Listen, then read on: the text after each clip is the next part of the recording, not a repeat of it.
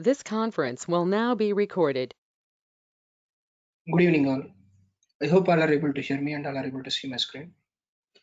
So, we are like in a discussion of a TSQL, and we are done with almost 4 classes. So far, we understand how to connect with Object Explorer and how to connect with a specific database and how to create a database, how to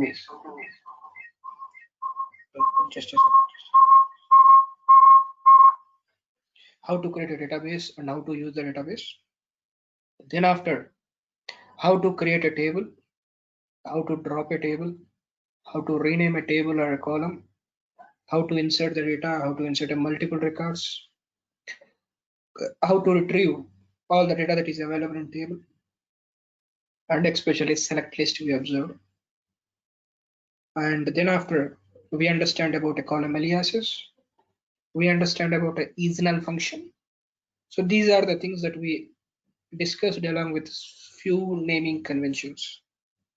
As part of today's session, we are going to see the concepts called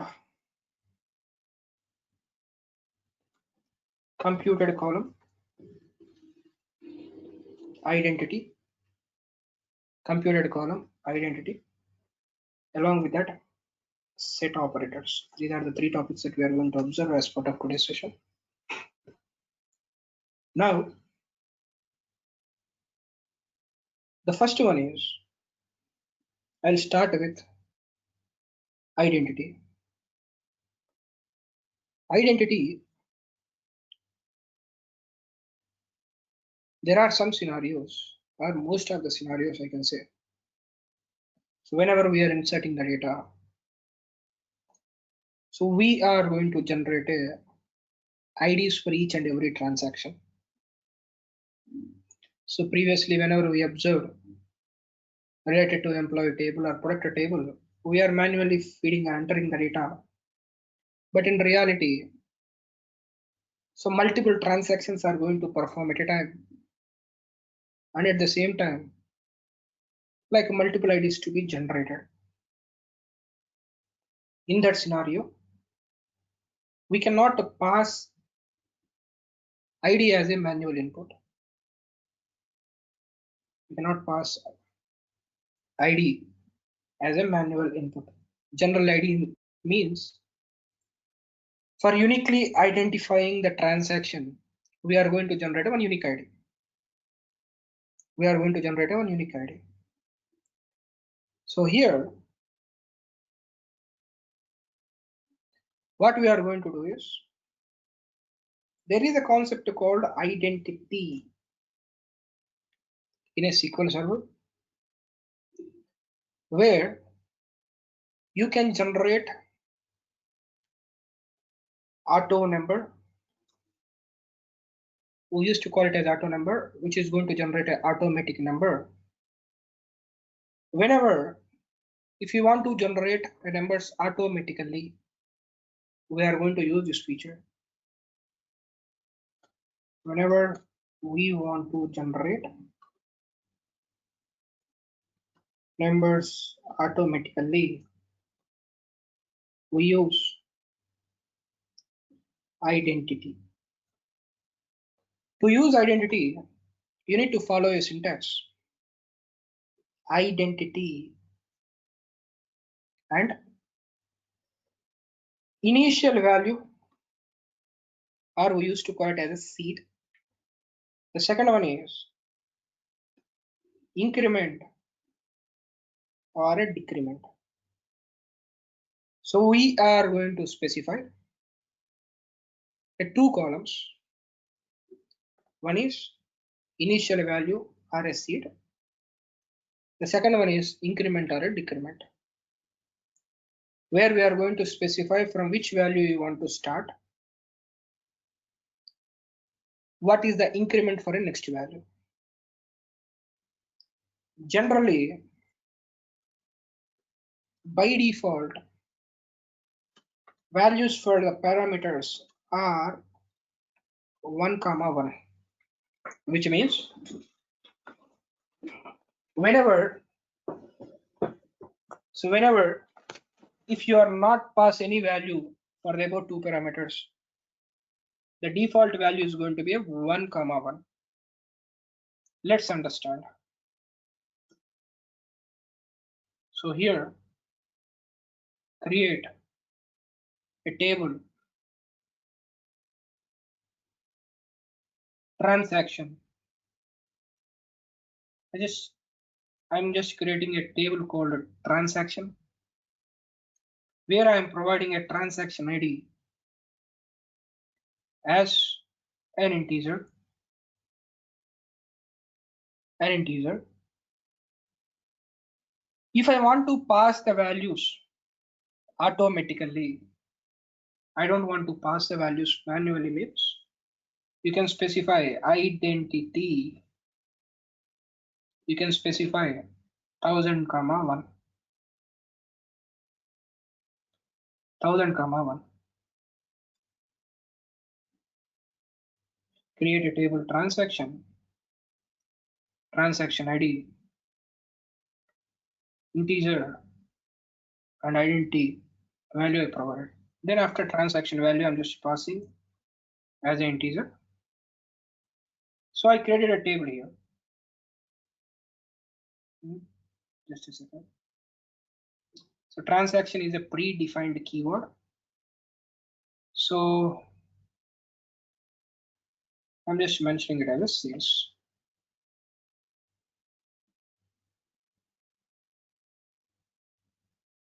So I created a table called sales, and I conveyed a ID column, transaction ID column is an identity.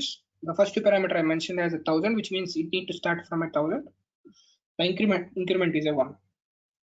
Now insert into the sales the values. Here I am providing a value called 7000,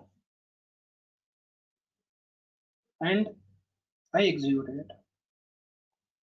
It is saying that the row got inserted, the row got observed, inserted. What you can observe here is, even though table is having a 2 columns, even though you passed only one value without mentioning a column name, it worked. On the other day, it was not worked. So whenever you are having a n number of columns, you need to pass n number of values. Otherwise, you need to pass the column names here. But after we create an index identity, that value is not a mandatory, because SQL server is not accepting a value, not going to expect a value for that column. So automatically it was successful. So whenever you insert that record, I'm inserting again, I'm re-executing the statement again. So whenever you execute that one, automatically the values got like incremented 1000, 1001, 1002. For each and every new record, the value is going to get incremented. This is what the functionality of identity. So by default, increment value is a 1 comma 1 that I mentioned. What do you mean by that one? Is I'm just creating another table as a sales one, and I just remove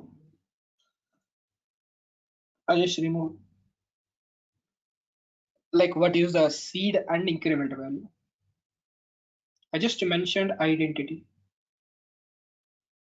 Click on execute. The table got created, and I'm going to insert the value.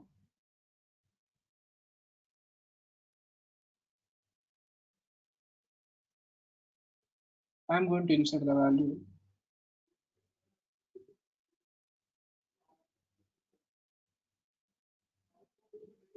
So you can see that Okay, so sales 1 is our table.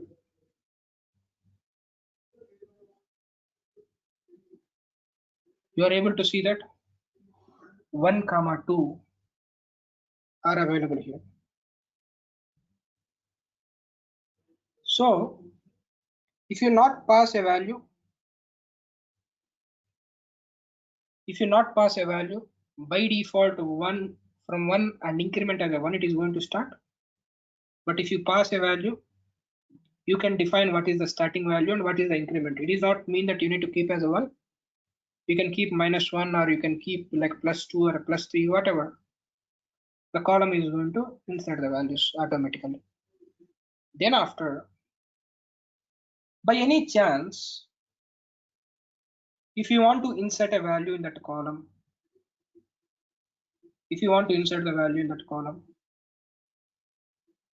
let's assume I just wanted to insert a 10 comma value, because the table contains 2 columns. I just provide the 2 values and execute. It is saying that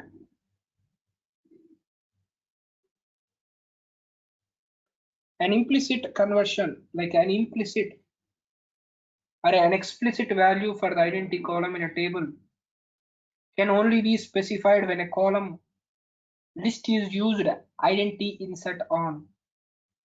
It is saying that if you want to insert a value explicitly, you must set a property to that as identity insert on. So if you want to insert a value for the identity column that you defined,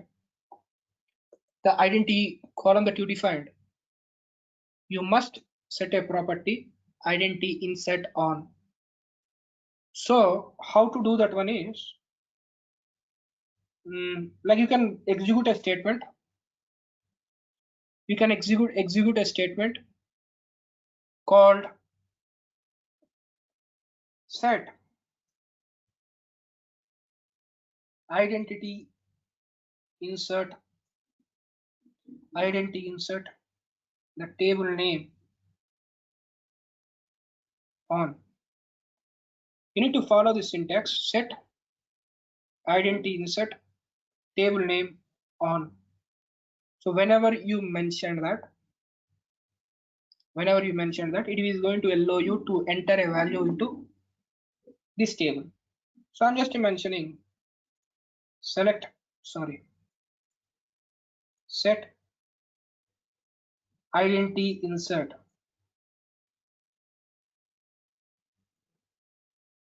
the table name sales1 on.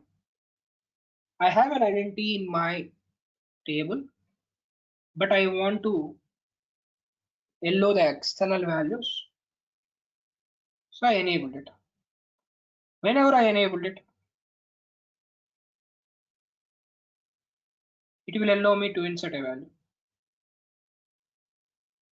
Just a second. So whenever I enable that, it will allow us to insert a value.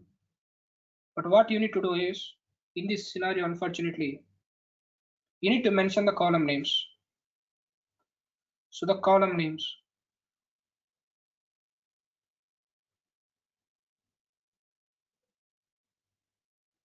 TID and a value.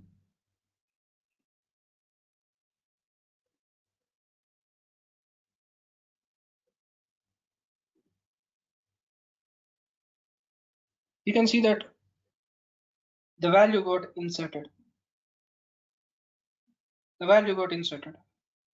Now, from here onwards, automatic value generation will not be possible. So if I execute this statement again, previously executed,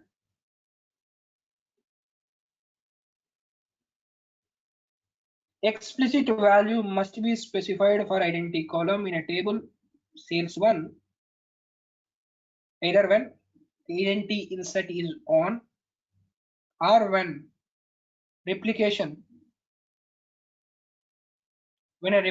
user is inserting into a non for replication, whatever. On a simple note, As you clearly specified that you want to insert a values by executing a command, you must pass a value. So now let's assume you don't want to pass a value anymore. You have an option here called identity insert off. Whenever you made that one off, now this statement will work. This statement will work. And verify what is the value that you got. Select a start from sales 1.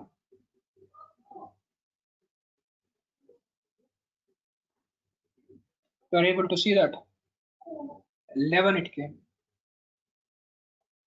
11 it came. So identity will be used to generate an automatic number that you are going to specify after the column name with identity keyword and what is the initial and increment values. Initial and increment values. Whenever you use that, you don't need to pass a value, automatically it is inserted. And whenever you want to pass an explicit values into that column, you can do that by enabling on in that area, set identity insert on. And if you want to like stop explicit values, you can use identity insert off. And finally, for a table,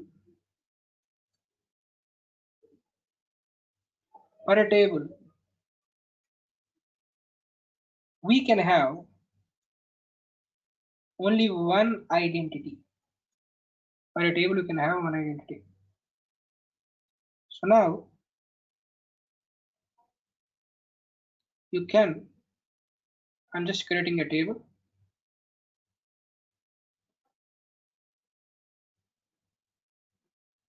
I'm just creating a table.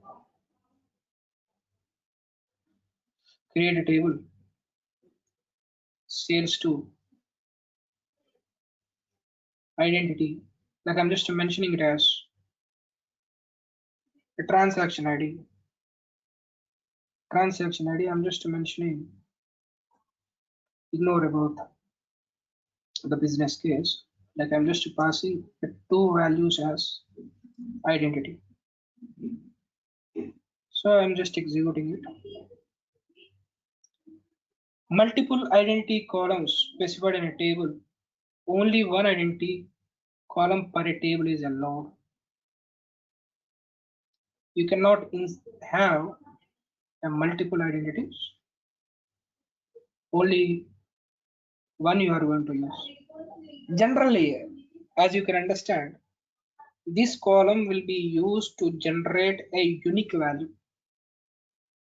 To uniquely identifying the record, we are going to use this one. Generally, in a table, we are going to have that one, only one kind of a primary. That was the reason it is not allowing. And if you want to see whether a table is having identity or not, you can follow sp underscore help and the table name sp underscore help, a table name. You can see that identity is there on a TID. The seed is 1, increment is 1. So we have identity for that table. We can verify sp underscore help. We can get that value. So this is how we are going to generate a unique values for each and every transaction. Anyone having any questions on this one?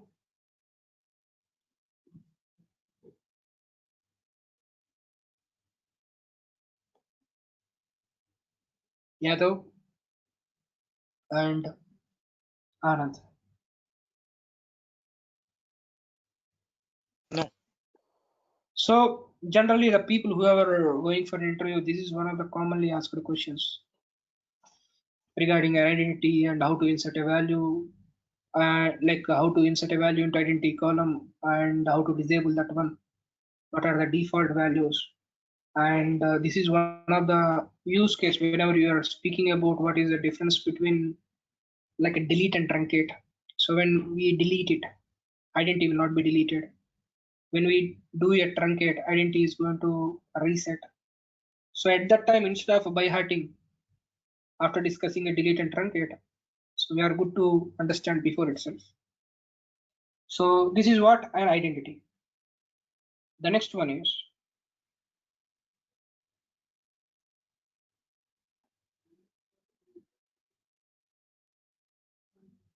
computed columns. Computed column. So computed column or a calculated column or a derived column, whatever you refer, whatever you refer. Generally, the context everywhere is you are going to derive a column based on the existing columns. So in a SQL server, they termed as computed columns. And same whenever you go for SIS, derived columns will be there. So in SQL server, we are going to refer it as a computed columns. Even you can mention it as a derived columns. So here,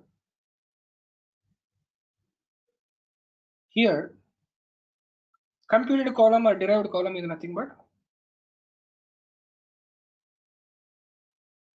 these are the columns that we derive based on other columns. Other columns are functions are static values. So whatever, like yesterday we observed as part of select list, we can write an expression, static value, and we can call a function whatever. So this is going to be a column that we are going to derive based on the other columns.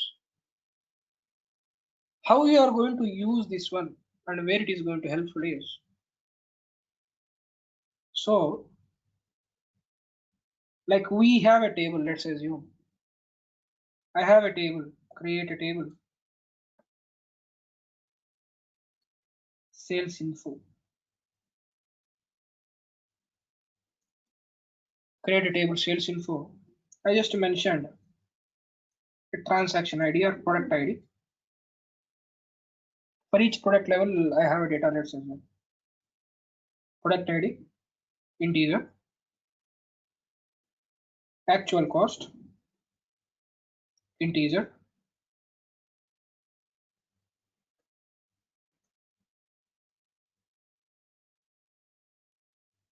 sale value, integer. So these are the three values that you are getting from your source.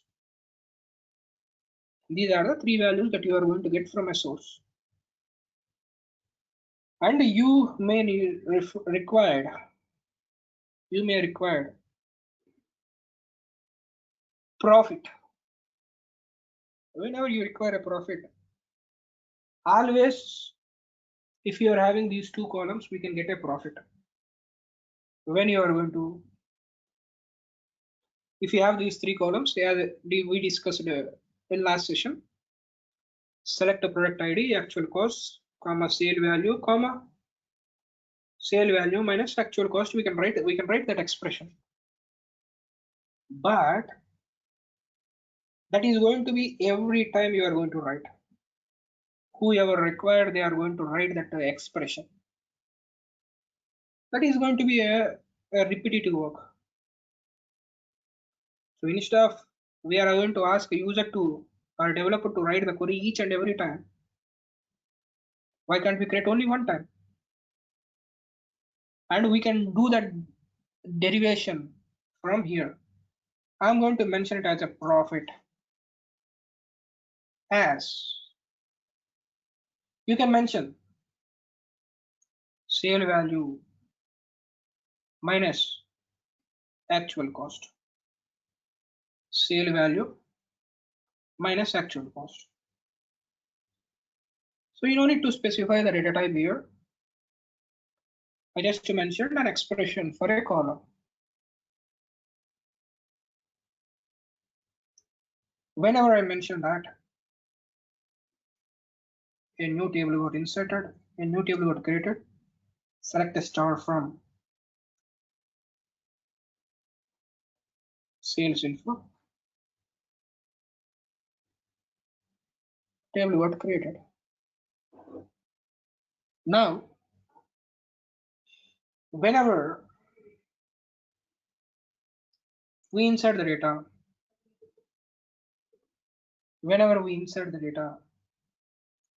insert into, this time we need to pass a column names, but anyways, let's make a try. The values, product ID, sale value, profit, like product ID, actual cost and sale value. Product ID as 100, actual cost as 100, sale value as 300,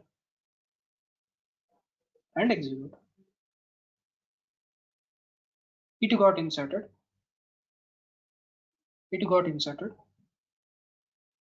Then after, you can verify automatically profit got calculated.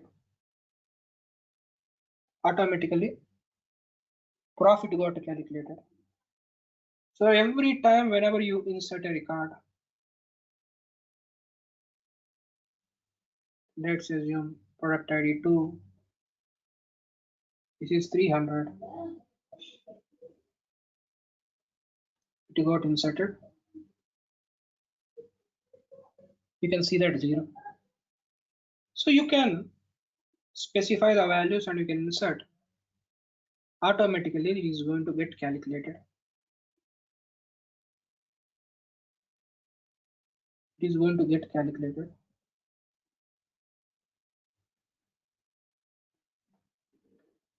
So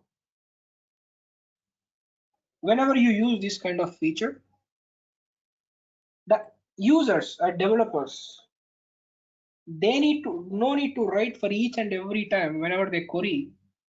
They no need to write an expression. They simply call profit, and it is going to retrieve the data. To understand in a better way, you can call this as a virtual column. It is a computed column. Yes, derived column, as we are deriving from existing column or a function or a static value, but it is a virtual column. What is a virtual column is, for this column, the data is not going to store in a disk or a database. It is not going to store this column data. When it is going to happen is, whenever you execute,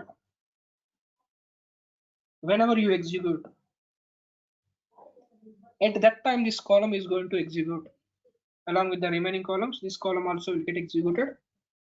Whenever you queried it, at that time it is going to execute and get the data. In that scenarios, even if there is change in the existing values, whenever it is retrieving, as it is executing at that time, it will get the latest data. So you don't need to think that much. On a simple note, yes, it is a derived column, and along with a virtual column also. Virtual column is nothing but this column is not going to store the data. Whenever you execute it at that time, it is going to query and get the data.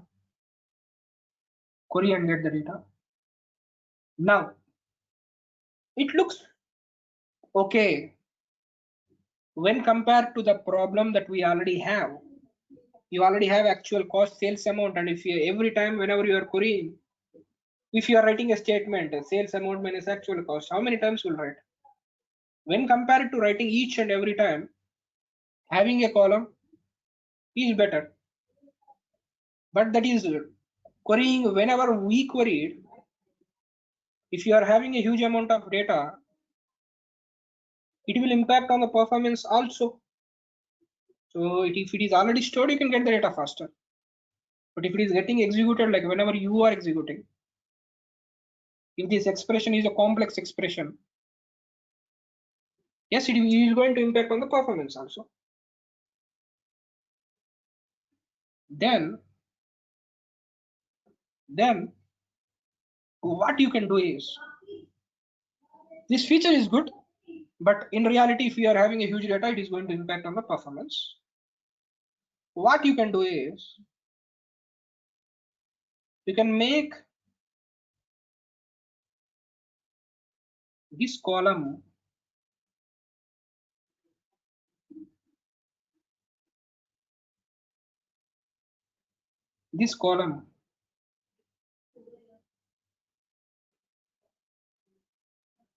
persistent.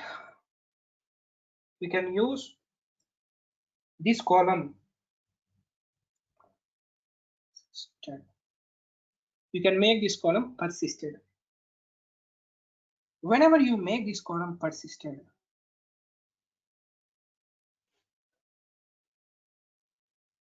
whenever you made this as persisted, what is going to happen is, it is going to store the data in a disk. So whenever you mention it as a persisted, it is going to hold the data at a disk and it can store the data. So if you ask me, if it is storing the data, what are the benefits? Means I can say that yes, it is going to get the data faster. And in a later time of our journey, to improve the performance, we are going to create an index. So index kind of a thing, if you want to create, that must be persisted. So these all are related. So these all are related. We will speak about, like we can do a testing without persist that column, with persisting that column, how to create an index. We can verify at that time. But for now, if you are not mentioning this column as persisted, not mentioned, that is going to be a virtual column that will be executed whenever it is, like you refer that column. Whenever you made as a persisted, at that time, it is going to hold the data. It is going to hold the data that is going to enable you, whenever you query it, it is going to get the data faster. That is going to enable you, you can create an indexes as well. So will allow us to create indexes, and we can store the data, which in turn improve the performance.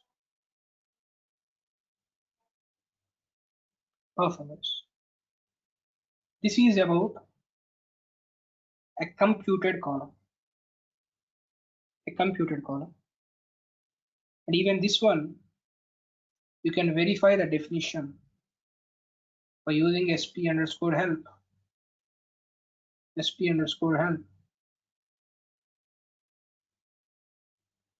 Sales info one table.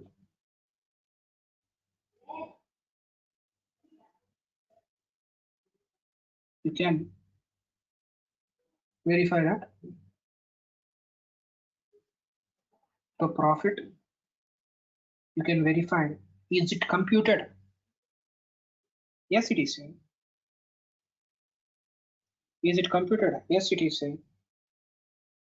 So you can verify for a table, do you already have any computed columns or not? Let's identify, can we create a multiple computed columns for a table?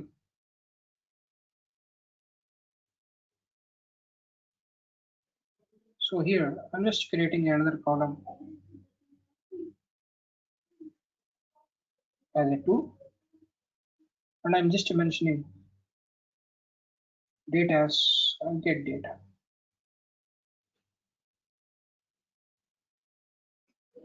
It's like I'm just mentioned sum x as 100.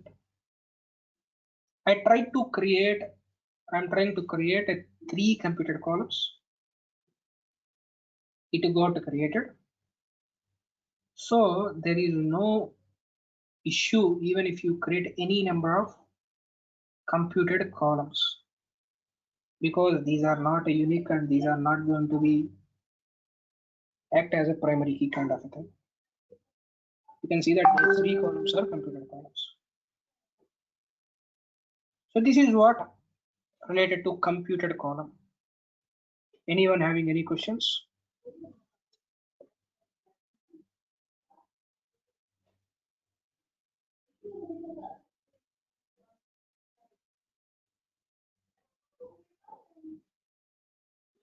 If you don't have a question, mention no in chat.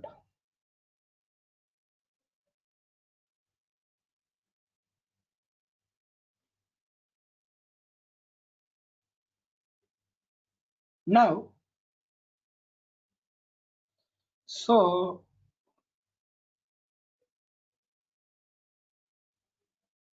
let me execute and verify.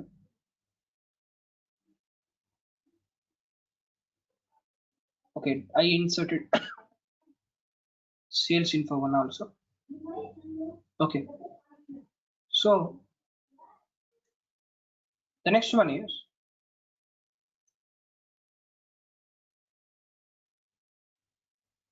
operators. So I just started with unknown value operator yesterday. So I just want to continue.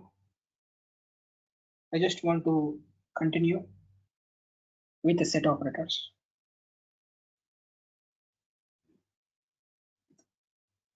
Set operators. So the set operators generally will be used to work on multiple data sets. To work on multiple data sets.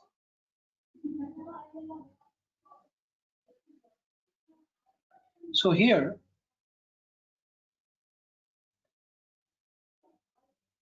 set operators are used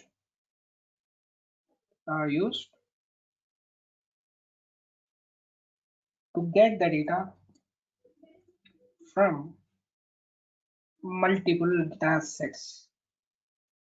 A data set, you can consider it as one select query. One select query is one data set. So if you want to work with multiple data sets, multiple select queries, we are going to use a set operators. Generally, whenever we are using a set operators, we are going to combine. I will not say we are going to combine. So the set operators that we have are a union of, intersect, except. Union of, intersect, and except. These are the 4 set operators that we have. To work on these set operators, let me quickly create a 2 tables. So create a table. The table name I'm just mentioning as a table here. ID integer, value integer.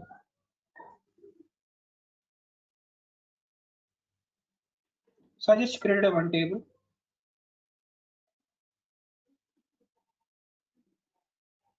And I'm creating another table here.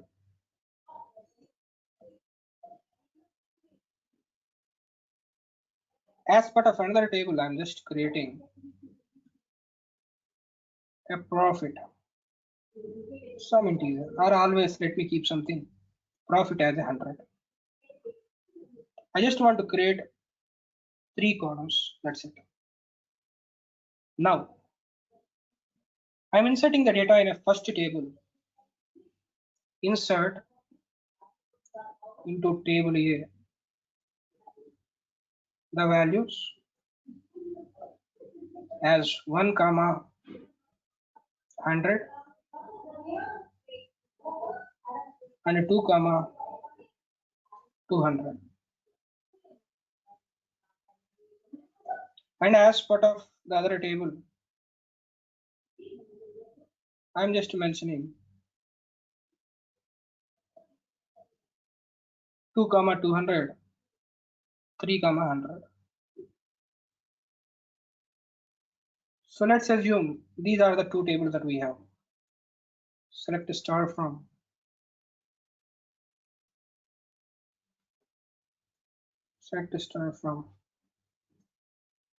table B.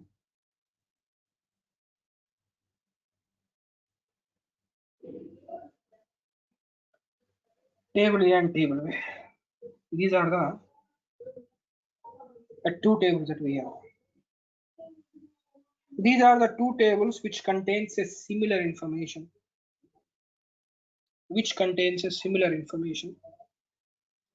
Now, if I want to get a single result set based on, so if you want to get a single result set based on these two result sets, we have 4 set operators are there. Those are a union all, intersect, and except. So whenever you perform a union,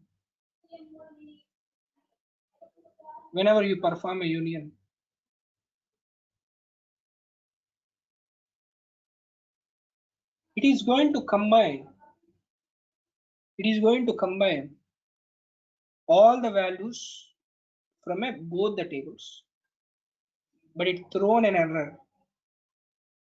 Why it thrown an error is, whenever you are using a union or intersect or except, you need to pass the same number of column names in both the result sets. In above query, I passed it 2 columns. In below query, I passed it 3 columns, which made an issue here. Now, what you need to do is, in a below column, in a below table, I just mentioned ID comma value.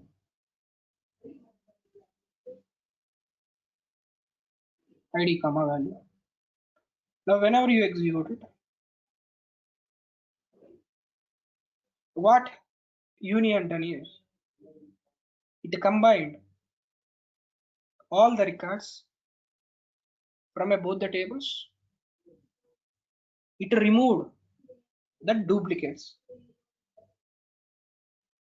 So it removed the duplicates. So union is going to combine all the records from data sets and removes the duplicates. Remove the duplicates. So table A having 1 comma 100, 2 comma 200. Table B is having 3 comma 100, 2 comma 200. So the 2 comma 200 is a duplicated value. So it removed all the records.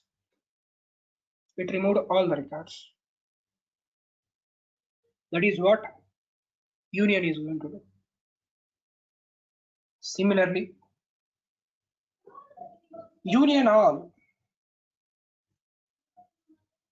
is going to perform. It is going to combine the records. Sorry.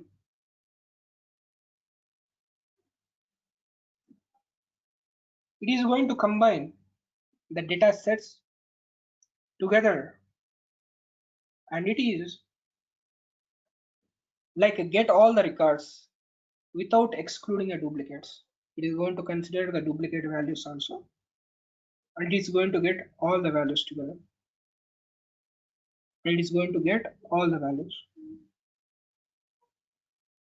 Intersect is a keyword that we have. What it is going to do is it is going to get the common records from both the queries. The data which is available in both the places, it is going to get. Only 2,200 is available in both the places. It is going to get. And the fourth one, except that we have, it is going to get only the records which are unique from the first table. The records which are not available on other table, which are available only at a table A, it is going to get. So only this is the record that is not there in other table. So union is going to combine the data sets, eliminates the duplicates based on the entire record.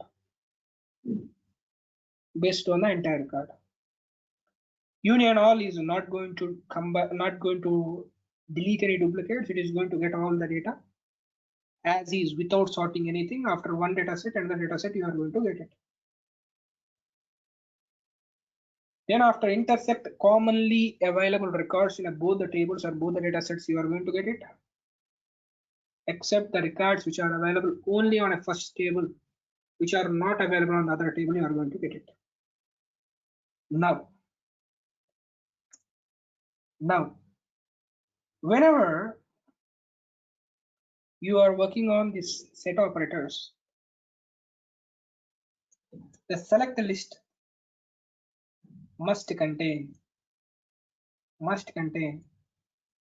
same number of columns.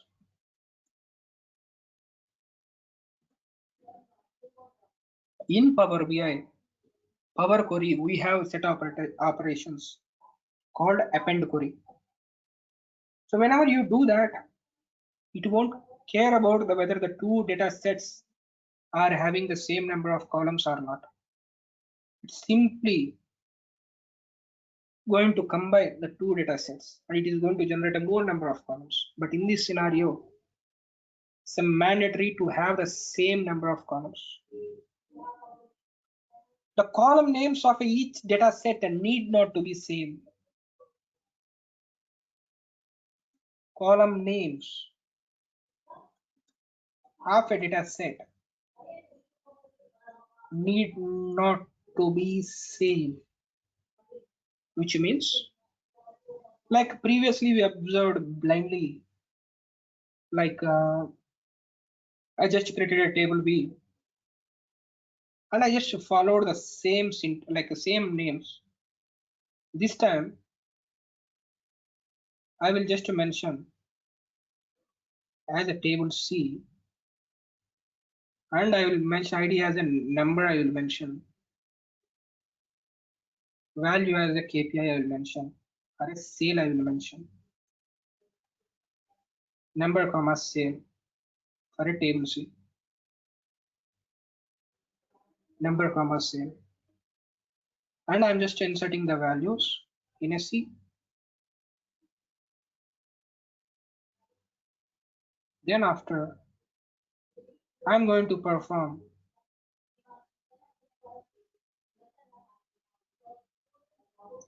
a union.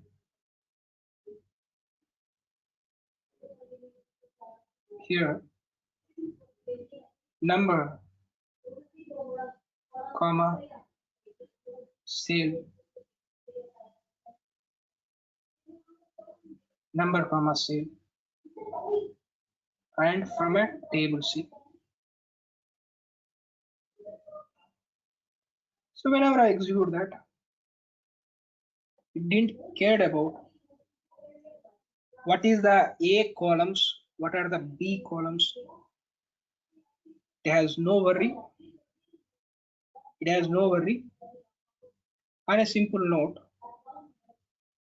the first query, the column names was returned. First query columns was returned, and you are able to get the data. So it is not a mandatory to have the same column names in all the queries.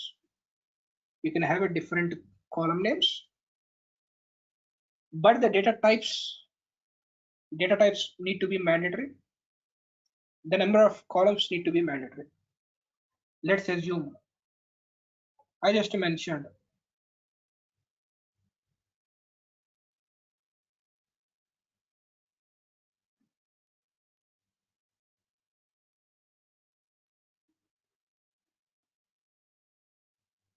you are able to see that two columns only I mentioned. We got an error. So it's not about n number of columns. The types also mandatory, number of columns also mandatory. Based on that, it is going to execute. This is all about set operators. So to combine or to work with a multiple data sets or to process the operations on a multiple data sets and retrieve a single data set, you can use this one. And as part of that, you have a four operators: union, union all, intersect, and except. Anyone having any questions?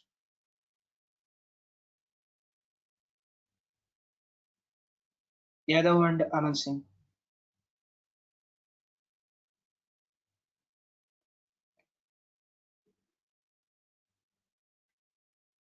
Okay, fine.